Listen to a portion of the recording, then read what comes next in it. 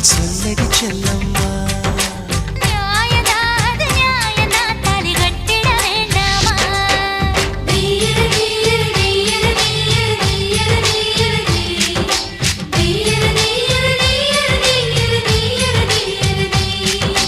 சித்திரையே அடி சித்திரையே என் நித்திர போயிருச்சே, உன் பாடா படுத்தும் பார்வை என்ன பைத்தியமாக்கிருச்சே.